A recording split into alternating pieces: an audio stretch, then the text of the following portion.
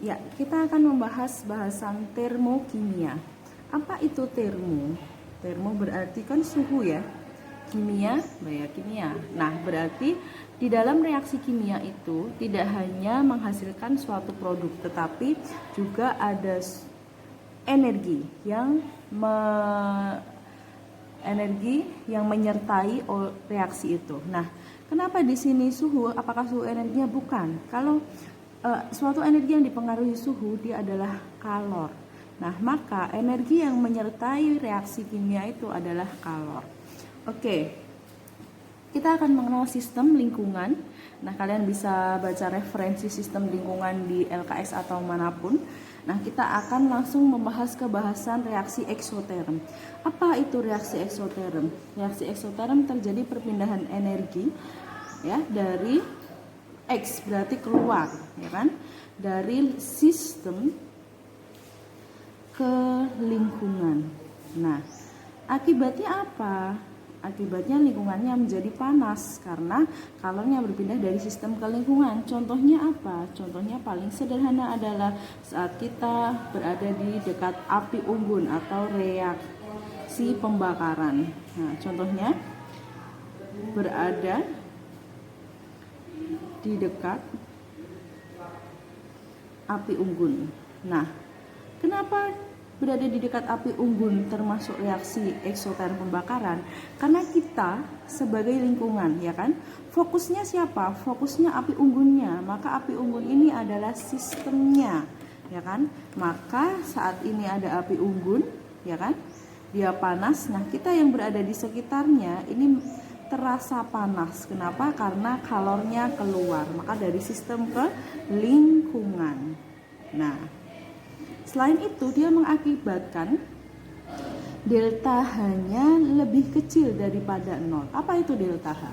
Yaitu perubahan entalpi. Nah, kalian bisa baca referensi apa itu perubahan entalpi. Di sini kita langsung saja. Maka kalau perubahan entalpinya kurang dari 0, maka bernilai negatif. Nah, kenapa negatif? Karena pada diagram tingkat energi, ya kan, ada di berbagai referensi, energi dari reaktan itu lebih besar daripada hasil. Nah, maka diagram energinya menunjukkan untuk reaksi eksoterm delta H1 dan H2 itu lebih besar H1. Maka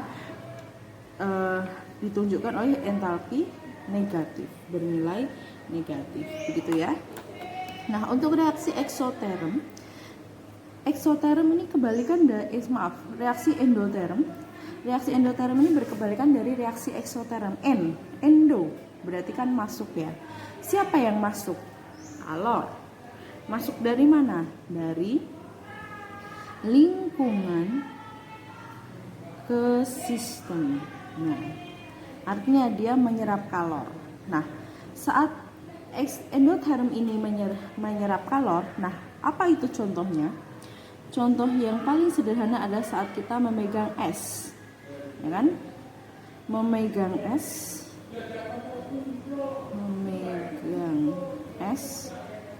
terasa dingin, ya. Kenapa kok bisa kita memegang es itu terasa dingin? Kita sebagai lingkungan, ya kan? Nah, manusia sebagai lingkungan atau tangannya, ya kan? Tangan manusia sebagai lingkungan. Nah, siapa sistemnya? Sistemnya adalah es, ya kan? Es ini sebagai sistem. Nah, es lama-kelamaan yang ada di luar, ya kan? Yang ada di tangan kita, itu akan mencair.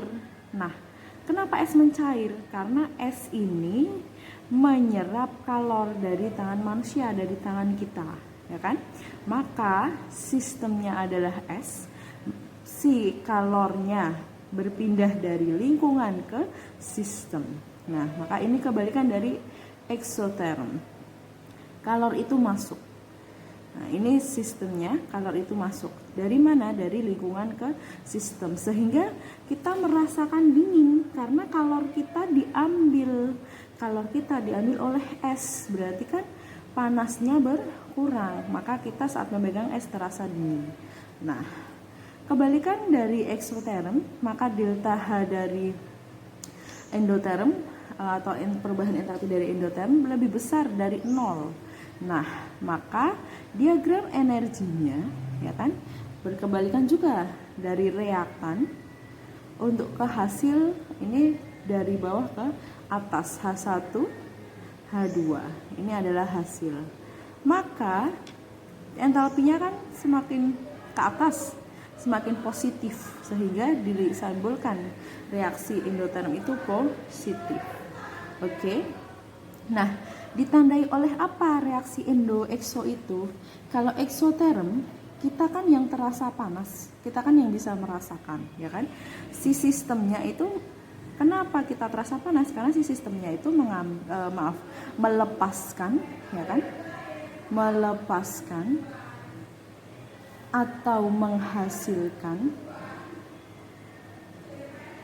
atau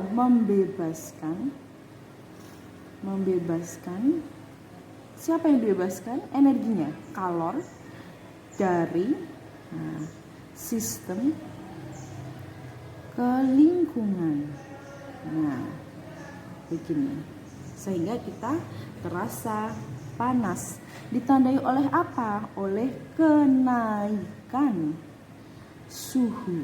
Maka saat terjadi kenaikan suhu, reaksinya eksoterm karena kita yang merasakan suhu itu naik.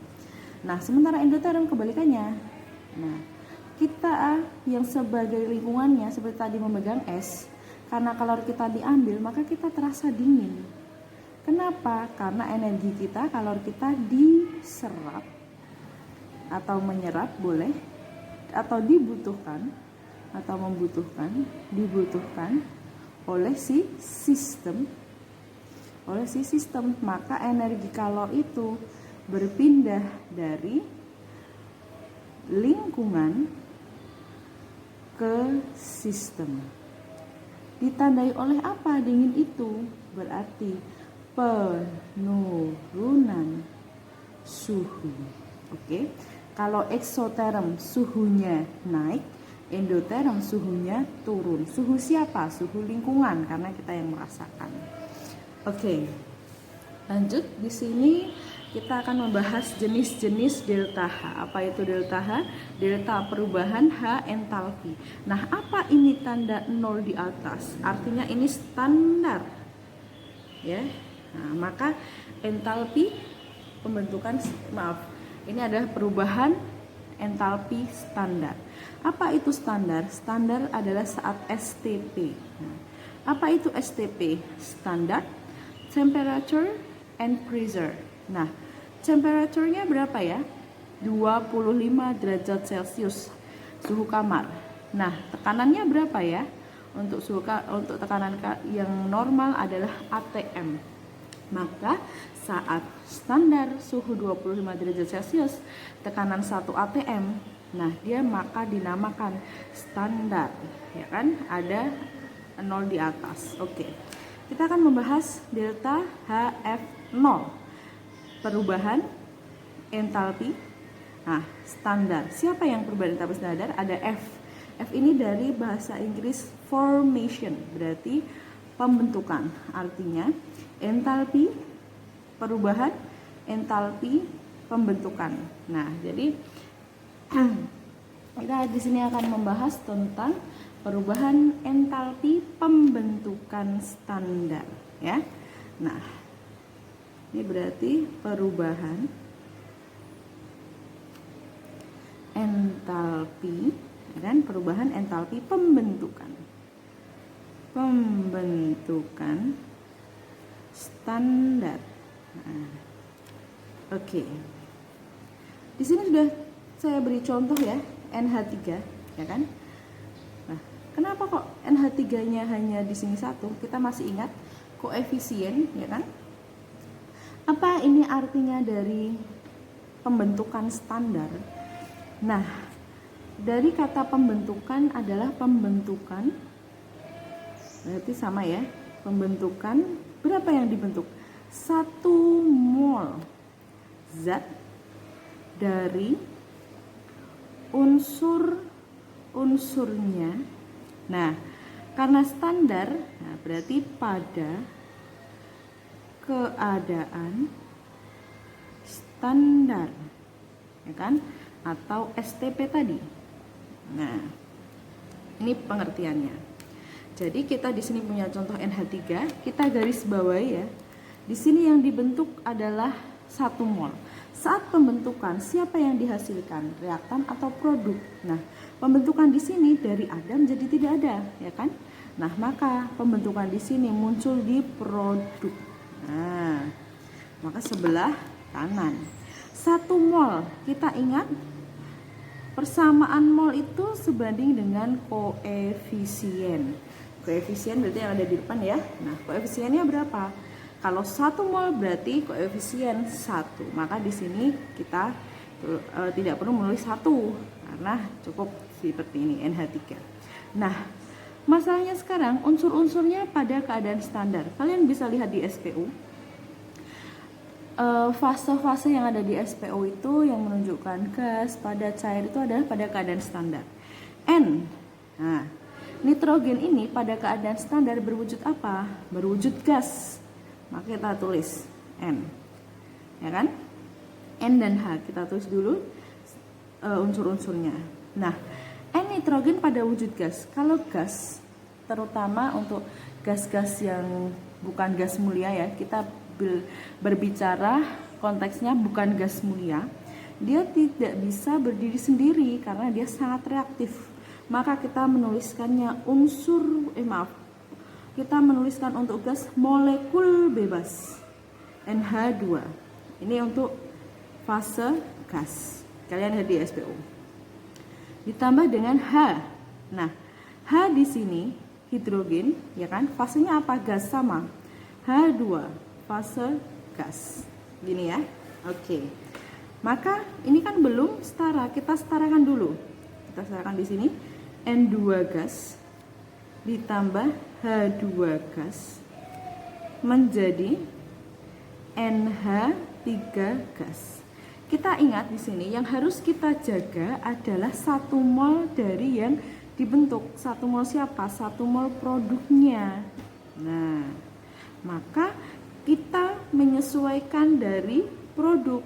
Nah, kita sesuaikan reaktannya. N-nya 1, N-nya 2. Berarti kita lengkapi koefisiennya menjadi biar N-nya 1, 2, biar 1, kita beri koefisien setengah. Setengah kali 2, 1. 1. Nah, hanya berapa? Hanya ada 3. Ini acuan ya. Nah, karena hanya 3, di sini ada 2. Bagaimana biar 3? Nah, biar mudah, 3/2. 3/2 kali 2 hasilnya 3. Nah, inilah reaksi reaksi pembentukan standar. Nah, apakah ini reaksi termokimia? Belum. Ini adalah reaksi kimia. Nah, ini adalah reaksi kimia. Bagaimana bisa menjadi reaksi termokimia? Nah, kita tambahkan delta H di sini. Nah, maka delta H ini menunjukkan ada kalor yang menyertai, artinya dia reaksi termokimia ya. Nah, misalnya reaksi termokimianya di sini minus X kilojoule. Nah, apa ini tandanya minus? Ya, minus tadi kan untuk tanda eksoterm. Artinya dia untuk pembentukan 1 mol NH3 gas, ya kan? Kita translatekan dalam bahasa Indonesia. Pembentukan standar, ya kan?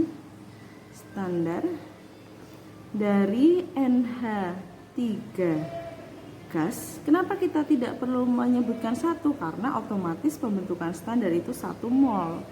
Nah, ini minnya kita translatekan. Min itu berarti eksoterm, melepaskan, membebaskan, menghasilkan boleh. Membebaskan kalor sebesar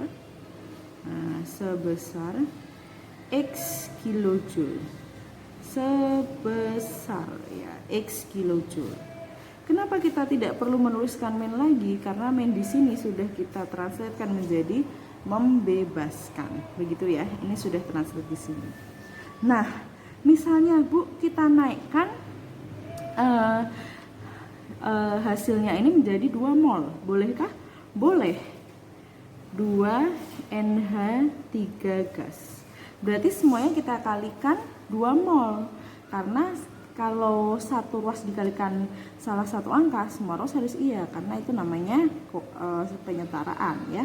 Berarti kan N2 ya kan, dikali 2 1 gas, ditambah 3/2 kali 2, berarti ini kali 2 semua ya, yaitu 3H2 gas. Tapi apakah ini namanya pembentukan standar? Bukan pembentukan standar. Kenapa? Karena di sini koefisiennya sudah berubah 2, artinya 2 mol, sedangkan pembentukan standar adalah 1 mol. Ini bukan delta HF0. Maka hanya reaksi pembentukan, tapi bukan standar. Nah, berapakah entalpinya? Sama, kita menyesuaikan. Karena tadi dibuat dari 1 ke 2, berarti kan semuanya dikalikan 2. Dari 1 kali 2, dari 3/2 kali 2, 3. 1/2 kali 2, berarti 1. Nah, dari entalpi ini kita kalikan 2 juga. Berarti tandanya masih utuh ya. Minus karena ini exotherm. Nah, X kali 2 berarti 2X kilojoule. Begitu. Nah, sampai sini dulu untuk pembahasan entalpi. Perubahan entalpi salah satunya perubahan entalpi pembentukan standar. Nanti kita lanjutkan untuk 2 perubahan entalpi yang lain.